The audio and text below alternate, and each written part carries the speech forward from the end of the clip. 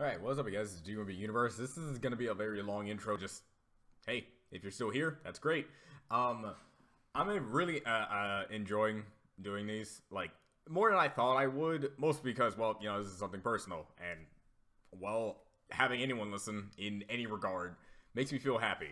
And after talking to some RT members about my original stuff and how, like, interested they are in it as much as I am, makes me feel even better. So I'm gonna keep doing these as long as I still have pages to do, and hopefully down the line, by the time I get like done with like a very far off episode, I'll have enough money to buy myself a scanner so I can continue uploading pages, because I still got some pages ready for upload on DeviantArt and stuff like that, but I can't do it consistently, and I really want to get done with chapter 2. I really want to get done with that one because it's frankly my favorite chapter. So without further ado, let's continue moving on in this prologue.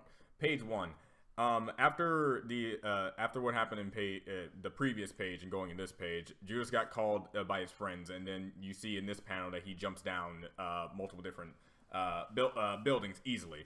Already showcasing that even though he's young, he's very agile. And one of the main things of a Baron I'm trying to really showcase is that most, if not every Baron you see has agility, but not so much strength. They sacrifice strength for agility and somewhat speed. So yeah, showing that our titular main character is already at a peak of ability that most other main characters usually have to work up to.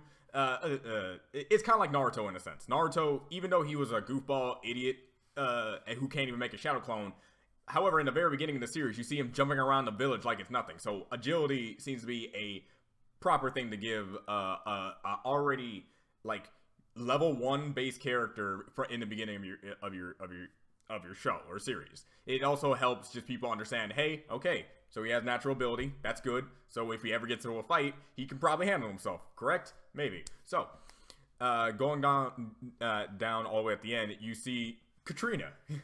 All right, now in the past I said I was going to talk about Judas's name along with Katrina's name.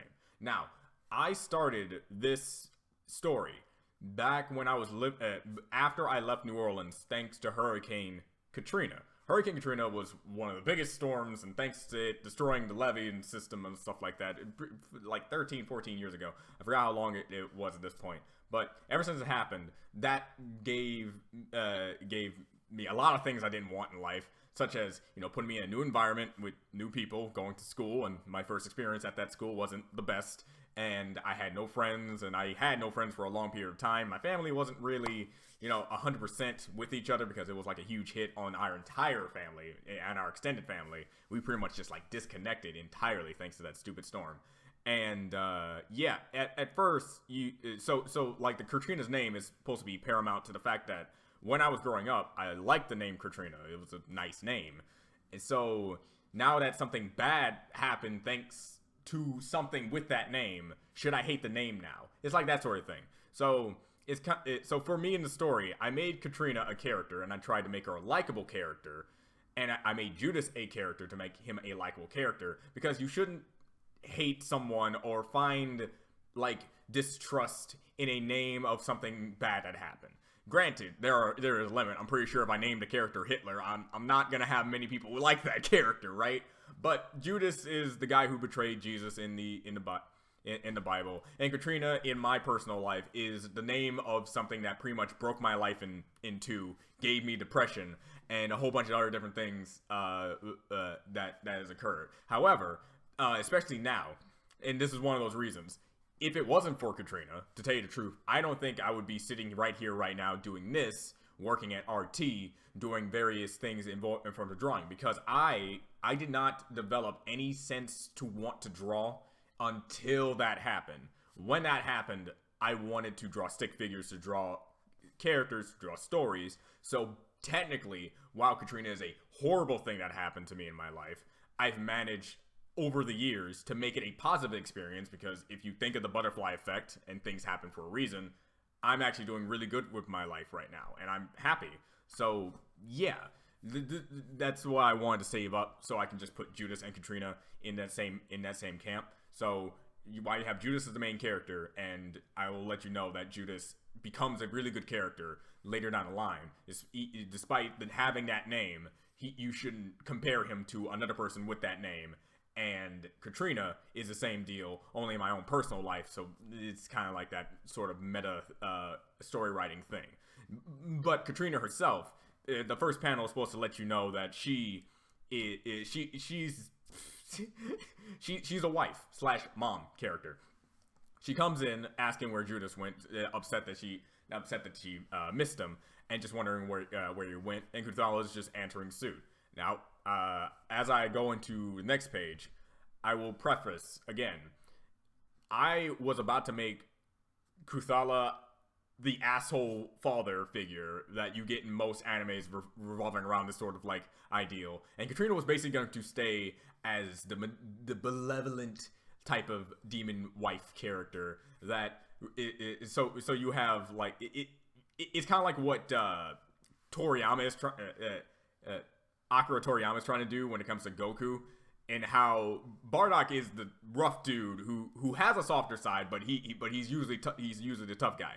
And Goku's mom is the gentle one, and that's where Goku gets his gentle nature, even though I liked it better when he just lost his memory and developed a nicer nature over time thanks to humans themselves, but whatever. But that's basically what I was going to do. It was like, oh yeah, let's try that cliche. But I thought it would be a better dynamic to actually make them both husband and wife, you know, someone who cares about their spouse just as much as the other would do the other. It's like, I find that to be better because it's like, hey, good family members, why not? But I also make Judas not 100%, oh, I'm a timid, nice guy because of these two forces that are basically Paragon. And he is not 100% Paragon himself, along with these characters, what you see in certain panels, where they're not afraid to get angry and show off their quote-unquote demon tendency. So I thought it would just be a better dynamic and much better for storytelling. It was like, why hate the dad and love the mom where you can like both, right? So there you go there. This panel is this page is also supposed to showcase that Katrina is the type of wife who understands when certain things happen. Now, I know this is probably going to feel like going out of left field a little bit, but trust me, it revolves around Katrina's character as a whole. As I watch anime, I will let you know there's one character archetype that I, for the life of me, cannot like at all, and that is the tsundere archetype. The tsundere archetype in any anime media is my least favorite female archetype to go on history, simply because I don't get it. I don't get it. You have a girl who likes a guy, however, they don't want to express those feelings to that guy, and always get mad when the guy expresses, or something random happens to him if another female is involved. If another female goes up to him, hugs him, the tsundere gets mad, punches the main character. This has happened in many sort of anime.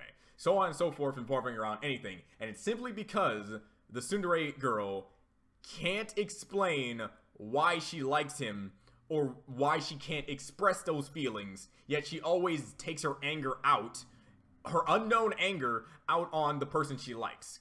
I don't get it. I don't get it. So when making Katrina, I let her explain when these certain situations go up on Cthulhu and why it makes sense for her to deal with it. It's like, did Sagi stay behind? Did she fuck with you again? And he's like, yeah, she did. And it's like, damn, that fucking whore. I'm telling you, the Lord of Lust and her should switch places, that she's been fucking with you so much. And that sort of thing. Instead of just saying, you know, you should have just defended yourself. You should have just punched that bitch in the face and because you already have a wife here. No, she understands. Because you can't just punch her. She's the second most powerful demon in all of this, in all of hell. If he attempted that, he's probably just asking for trouble. So that's just sort of, she understands.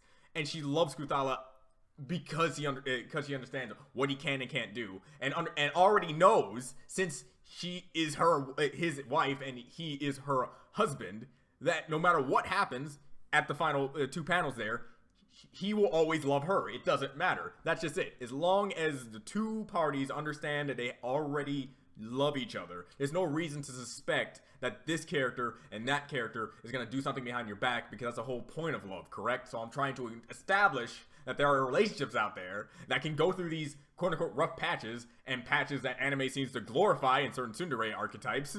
It's not hard.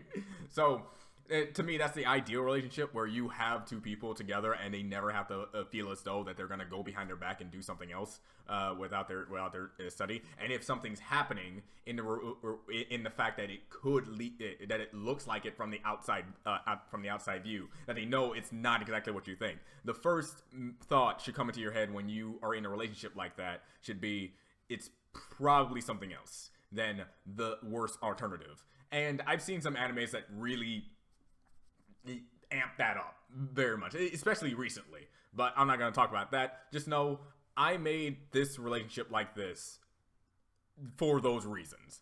And I still haven't regretted it. Let's get on the next page. This is your first real exposition dump page. This is the page where I pretty much explain how the circles work, what goes on in these circles, and how are demons functioning.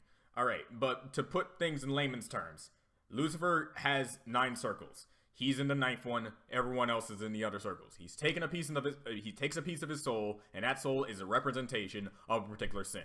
How that character is as strong as he is, as strong as they are, is because they can spread their sin around the 4 corners of the cosmos, quote unquote, and basically have people commit that sin. The more people who commit the sin, the more powerful that particular demon is. And if you really think about it, and I didn't really think about it when doing it, it's like, yeah, if you really go up the list from treachery, stuff like that, all the way up to limbo, you do see that when people commit a particular type of sin, it is overly abundant on that particular type. I'm pretty sure you're going to get a lot of people who eat more than a lot of people who glorify themselves with sex. People who are more greedy than most other people. Anger is like, come on, man. If you haven't been angry once in your life, you're not actually a person. Envious of something. Even if you don't actually find itself that you're like crippling yourself from that enviness, you have once said, man, that's a nice thing. I wish I had that. Something like that. Something like that, along with violence. It's like violence, I'm gonna get to the violent portion later. But violence, shockingly enough, yeah, of course violence is one of the biggest things to get there. Then you have fraud and treachery. Fraud is like a passive thing. Sometimes even little white lies or something like that, it can actually give a demon a lot of power in the circle of fraud. And treachery, that's just like verbatim. I try to make it a point to show that even though a lot of people have been treacherous, betrayal has happened. And I would go as far as to say that less people have betrayed others than maybe those have just straight up like lied to them just in general. Like treachery is like the overdraft of lying to someone. But it's not. But I'm trying to make it a point to show that the only person's in treachery is Lucifer.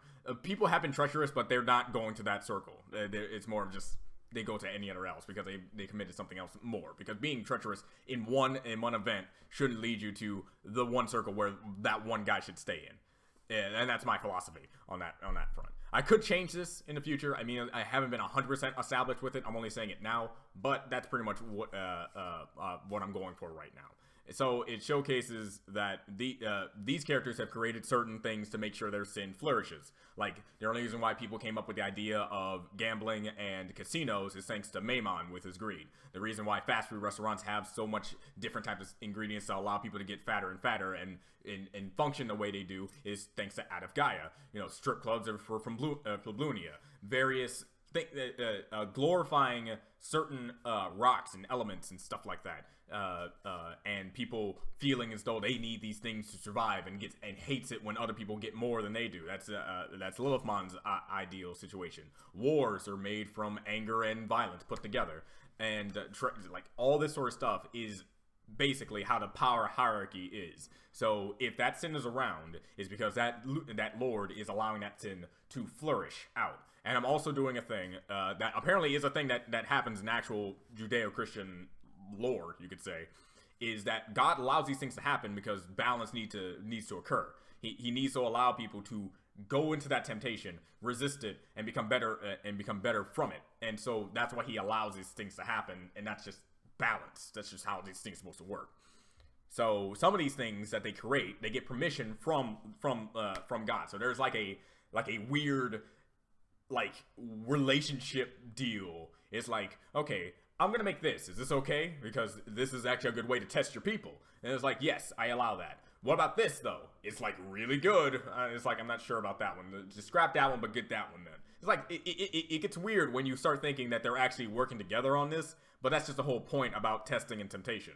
It's like, they try to show on both sides, it's your fault for indulging in these things because you have free will. It's not their fault that you're indulging on the wrong stuff. So God can understand that because he believes that you will make the right decision. And they believe you'll make the wrong decision. So nothing's wrong / right on both ends, because if he's that good, he shouldn't allow you to make that choice to begin with. And they're that bad, they should have just forced you into it to begin with. But since you have free will, you have the neutral territory to make your decision.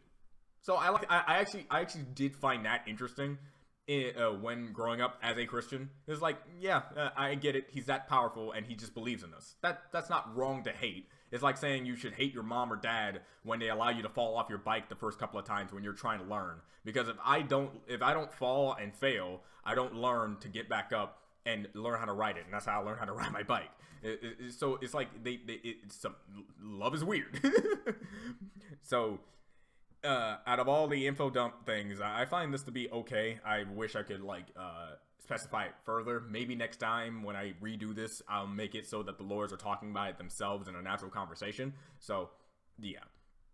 Next page. Then we get this is the transition over from when we, this is transition from, hey, these are the demons, these are how they work, this is what goes on, these are their personalities, this is how they work around things, and now it's your exposition dump on how demons work and how this realm functions. Now we're going over to heaven. I didn't really know what type of heaven that I was going to go with. Like, are we going to go with the heaven that is basically like an infinite spanning place? Because if you're going to hold all the souls that have died throughout the universe in general, you have to have a big place kind of like hell. So to do a duality thing between hell and heaven, I make hell multiple circles, so you have this giant thing, and then it just condenses into smaller and smaller and smaller. But still expands as more souls gets in, so those circles just expand while you still have the going down, and the further you go, the worse things get. While heaven is an ever-expanding thing, there is no down, there is no more up. It's just when you're here, you're as up as you're going to be, and everything expands out more and more and more. So it's basically the size of a universe, but going out simply vertical? Or is it diagonal? Oh, God. Oh, God. No, it's definitely not diagonal. Oh, shit. Horizontal.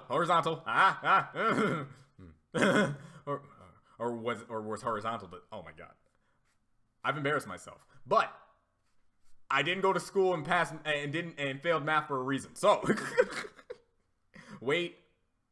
No. Anyway, basically it just goes out one way, this way. Oh man. I'm getting comments on that, but I'm fine. I've already showed my idiocracy in forms of actual day-to-day math, social studies, and science. But when it comes to storytelling, I'm apparently really good at that, so I'm good. And that's all I need to know. And then we go back to Jesus, and I find this to be a better use for Jesus. I suck with guys with beards. I cannot, for the life of me, draw people with beards. It is my kryptonite. I've only drawn 2 people with beards in my entire time of drawing, and I like those guys. So they're good, but still hate it. Still hate it. So we go back down there, and this is just your first glimpse of how heaven's supposed to look like, and that's basically how that is supposed to work for the duality sense. So then you have my favorite character all throughout the entire series, bar none. No other character can contend with this. Even Icon. Icon can't even contend how much I love Jehovah, aka God. The God of my verse. Alright. When coming up with the God of my verse, this was the first thing that came up. This was literally the first thing. Not anything else. Not like an ethereal sky daddy. Not like nothing. Nothing ever paled in comparison to me wanting to make God a little kid. Because for Christ's sake, whenever you get like a God character in like other sources of media, like let's look at the one above all, the king of everything, you know, those sort of like tier 0 characters that always have just this serious demeanor, looking like they're the most powerful person in the room because they are, and so on and so forth. And I like how even Kishimoto kind of looked at this concept and kind of thought it was kind of fun. Because you have Hashirama in Naruto. And Hashirama is said to be the god of shinobi, the guy who is the most powerful being, the most powerful Hokage we've had in ever, period.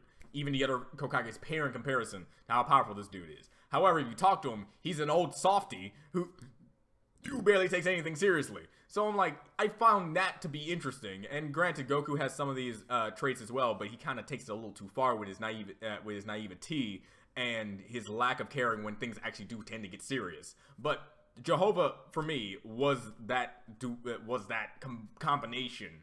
And I didn't even know who those characters were when I made Jehovah. Because frankly enough, when coming up with Jehovah, I just wanted to make God likable. I wanted to make God instantly likable to my viewers to understand this is how he acts in certain things. It's like Jesus is like, okay, Dad, I know I talked about this before, and this is kind of like a thing, but don't you think we should probably do something about, the thing that's allowing the demons to come into the universe, because people are suffering and stuff like that. But then you have God being nonchalant, kid-like, saying, don't worry, kid, I got everything under control. It's all part of the plan. You don't have to keep asking that. We're perfectly fine. Do not worry. We're good. I can handle things in my sleep. In fact, I want to take a nap right now. Like that sort of thing. Because a lot of people that I've talked to have given me the spiel of saying that if God is so powerful, why doesn't he do this? If God is so powerful, why didn't he do that? If he's that responsible, why can't he just do that, and that? It's like, have you ever taken God's personality into account? Because you can see a lot of people, and so a lot of people have the ability to do lots of things. Let's take certain millionaires/billionaires, for example. They have the ability to use their endless wealth to make it so that a lot of people in poverty can get out of poverty if they just part with some of that wealth, correct? But their personalities pretty much restrict them from doing it because some of them are assholes. Don't you get it? I'm not saying that all millionaires/billionaires are assholes. I'm just saying there are some people out there that understand where I'm coming from when I say, when you have the ability to do something, but you don't take your personality into account that you don't want to do it, and for a particular reason, that pretty much showcases that they're not gonna do it. It's like, there's plenty of other examples I can go over, but that's the whole thing with Jehovah. Shit's bad, but Jehovah's personality showcases that he's not the type of guy to worry about that sort of stuff. Either he knows it or not, that he can actually handle it. That's just it.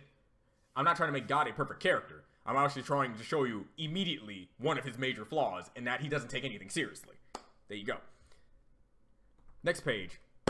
You get over to the fact Jesus is basically the straight man to Jehovah at this point. Jesus is the guy who is just serious. He's calm and collected, and he's just trying to let his father know, hey, the Alpha and Beta angels are here. And he's like, oh wow, I haven't seen them in a long time. Later, buddy, and this is me showing just how small he is compared to Jesus, that he's just a kid. But again, I'm trying to show that Jehovah also still knows that he has some ability to do something, trying to plant the seeds that he thinks he knows what's going on, what he's doing, how things are working out, by trying to let him know everything's still fine. Everything's still fine. I wouldn't be like this, quote unquote, be like what I am right now if things weren't handleable. So, yeah, Jehovah as a character is frankly, like, again, one of my favorite characters that I'm able to draw. In fact, it's because I liked Jehovah's personality so much that I actually injected certain scenes where I didn't intend for Jehovah to show up, only because he breaks the mood in a positive way. And it's also trying, as soon as we reveal something later down the line, it's trying to also show something that I wanted to think about with a God character for a long time. So, yeah. Next page. It wasn't very long. Then, okay, introduction to Hinari and Nicole. Hinari and Nicole, the Alpha and Beta Angel. The Alpha Angels can be depicted immediately by looking at the wings different to the Beta Angels. Alpha Angels have wings that are supposed to be depicted as the actual manifestation of their soul. So their soul are literally protruding out of their back to form as wings. And Beta Angels have the natural feathered wings that you normally see in media and stuff like that, to show the difference in power and just difference in their overall look in general. So if you have feathered wings, you're a beta angel. If you have protruding soul wings, you're an alpha. If you have protruding soul wings, you're a beta. If you have feathered. And this is because how the system in the mortal realm works. I'm just going to explain it here and probably just like reiterate whenever I actually do explain it in the actual show. Is that alpha angels have hard light bodies, hard holy light bodies, kind of like the best example, Steven Universe with the gems. Their bodies are made up of hard light. So you have the same ideal with alpha angels, and people, real life people like you and me, can see these angels because their spiritual energy is so strong that they can manifest a hard body for people to interact with and touch and interact with and see. As for beta angels, the one with the feathered wings, you can't see them. They exist on a whole other plane of existence, so you can see that realm as just the spiritual side of things. You cannot see, touch, interact, or even feel the presence of beta angels. They're around to make it so that the demons that also exist in that plane of existence don't mess with people. So that's why you have like two sides of a war happening. You have the physical side where you have the demons that are so strong they can manifest their bodies and hurt people. So you have the alpha angels taking those out, and then you have the beta angels doing the same thing, but they're in a whole other spatial existence, kind of like hollows in a sense. But unlike hollows, they can't interact with you on a physical level. They can enact you on an emotional level. So basically what I'm trying to say is on that front is that whenever you have like mental disorders, disabilities, stuff like that revolves around psychological or minor physical attributes, those are demons taking over and trying to hurt you in that way. So basically everything in forms of like things that we see and interact with on our mortal scale can only compare to what scientists can dictate as these type of diseases. These are what these demons can do to us in this pseudo method. So yeah. And you also get and I also try to showcase a little bit of the relationship between these two characters of Haneri and Nicole. Haneri and Nicole are based off of my mom and dad.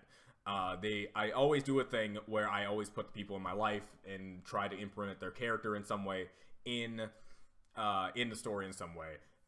Shape or form. They may not have the same look, or maybe even have slight different personalities, but they're basically supposed to have the same type of relationship and bond that I was trying to get at. So Haneri, Nicole, mom, dad, put together, of course, and they care about each other. They haven't seen each other in a long time, and they're just seeing how they're doing. So you get to Haneri, and I already tried to play up like a running gag. One of the many running gags that I have in my series, and that's making fun of certain media choices in forms of anime. It's like, hey, you see Haneri, and he has this headband on. He has his headband, and this headband has a kanji on it from Japan.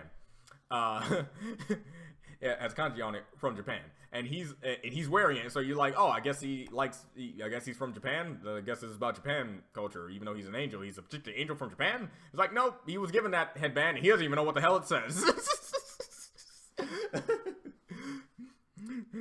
And I find that hilarious because it's like I do that a lot. It's like whenever you walk around with like oh man, I forgot my Death Battle tee, but you have like Japanese culture plastered on your arm or plastered on your chest. It's like, and then you're like, hey, yeah, I don't know what this says, but I like the kanji. It's pretty cool, even though it might say fuckhead or something like that. So I wanted to make that joke just as a slight jab to that side, type, because I pointed out here, Nicole points it out, is like that's pretty much what this is. And then you just see them being cute together. Just I wanted to do that because I like having moments where you just have people being people together despite them being angels. And then you get Jehovah showing up, trying to bring up the brighter mood, trying to show his personality, trying to show what he's all about. But then that immediately is supposed to be jettisoned away.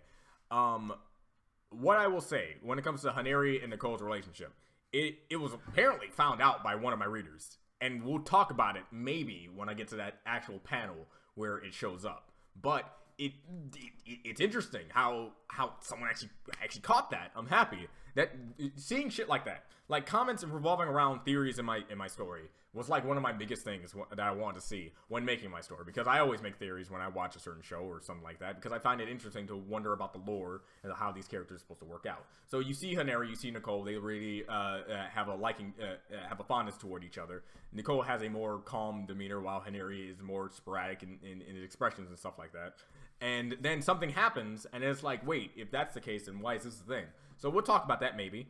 But right now, it's more just along the lines of showing their relationship, showing that like that, showing that Jehovah is still Jehovah, and just wondering what's going on. Now, time to get to one of the biggest cliches that I wanted to tackle for a long time, even though I could have made a joke and just made it like something else in the last page here. The angels tell Jehovah that the humans have started World War III. Now it's supposed to showcase this happens further in the future, because we haven't done World War III yet, and this is supposed to be, why is it always World War III? Why is it always this particular thing? Well, one is World War III because we haven't had a World War III yet, and, you know, if we're gonna have another World War, it's gonna be the third one, until said otherwise. And maybe if we do, God please no we don't, but if we happen to have a World War III for some fucking stupid reason, because it's gonna be for a stupid reason, then I'll change it to 4. That's the whole thing. This War III is not meant to be an escalation on what I believe the politics of our universe is supposed to go off to. It's supposed to escalate from World War III, a planet, and go up to the rest of the universe, being a universal war. So it doesn't even matter if it's World War whatever. Now it's Universal War I.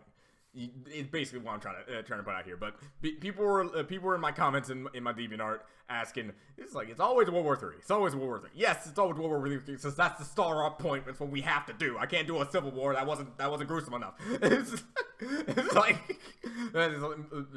so it's also supposed to say, okay, you see Jehovah? You see how happy he was? Now he's upset. Jehovah is never angry. He's just disappointed. and that's really bad. The characters even point out, whenever Jehovah gets upset, that's bad.